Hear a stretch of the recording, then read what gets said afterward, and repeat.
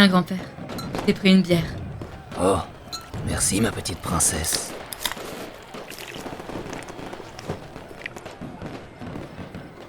Dis, grand-père, tu sais pourquoi on lance des feux d'artifice en été? Ah, ça, c'est une très vieille tradition. Laisse-moi te raconter.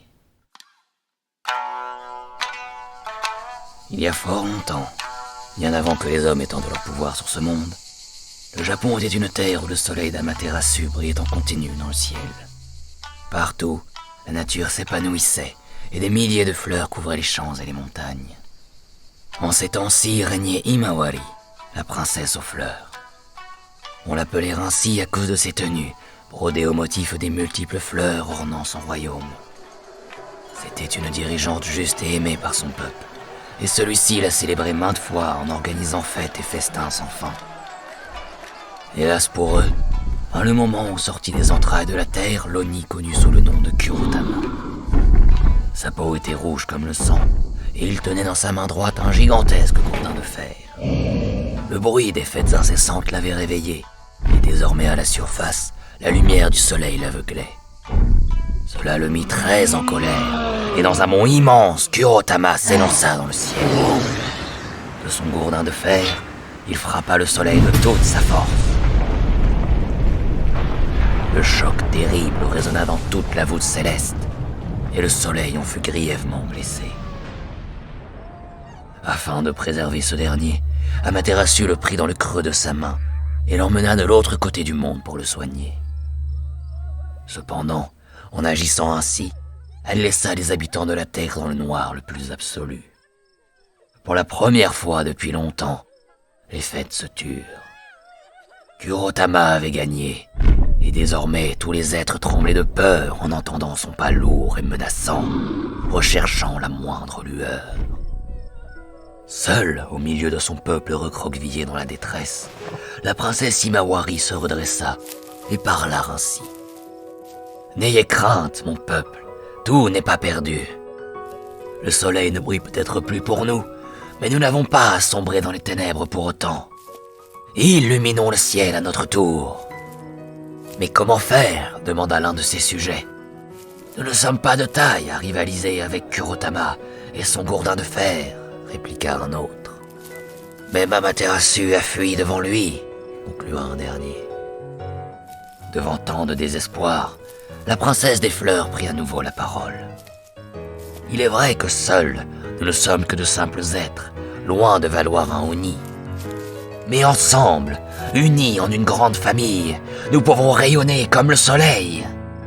Suivez-moi, mon peuple, et faisons fleurir la voûte céleste. » Ponctuant son récit, la princesse Himawari cueillit alors une des fleurs à ses pieds, puis la lança en l'air.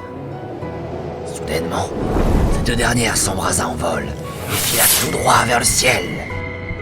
Arrivée au sommet, elle explosa en une gigantesque gerbe d'étincelles.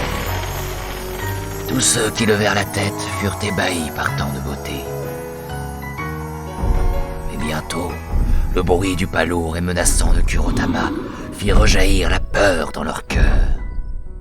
L'Oni était en route pour éteindre ces lumières qui haïssaient tant, et tous redoutaient sa colère.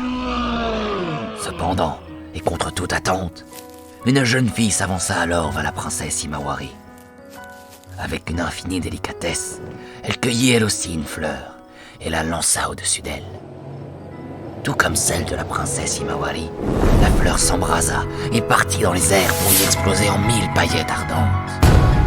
Le courage dont avait fait preuve la jeune fille redonna de l'espoir au peuple. L'un après l'autre, les sujets du royaume vinrent cueillir une fleur, et jamais le ciel ne fut aussi étincelant que cette nuit-là. Devant tant de lumière, tant de bruit et tant de joie, Kurotama recula et prit la fuite vers les entrailles de la terre d'où il était venu. Voyant cela, Amaterasu fit revenir le soleil de ce côté du monde, et ainsi prit fin la toute première nuit des temps. Toutefois, le soleil n'étant pas complètement guéri de la blessure infligée par Kurotama, Amaterasu se mit à le déplacer chaque soir pour continuer ses soins. Et afin de ne plus jamais laisser la terre dans le noir, son frère Tsukuyomi déposa dans le ciel la lune et des milliers d'étoiles. Ainsi, tous ceux qui lèveront les yeux vers la voûte céleste se rappelleront que, si seul on est petit, ensemble on peut illuminer le ciel. C'est ainsi que commencèrent les jours et les nuits tels que nous les connaissons. Enfin, lorsque vient l'été, quand le soleil est au plus fort et la colère de Kurotama gronde à nouveau dans ses veines, nous revêtons nos yukatas fleuris pour rendre hommage à Himawari et nous lançons des feux d'artifice partout dans le pays, montrer à l'Oni que nous sommes toujours là, unis. C'est une belle légende, grand-père. Et tu es sûr que c'est la vraie?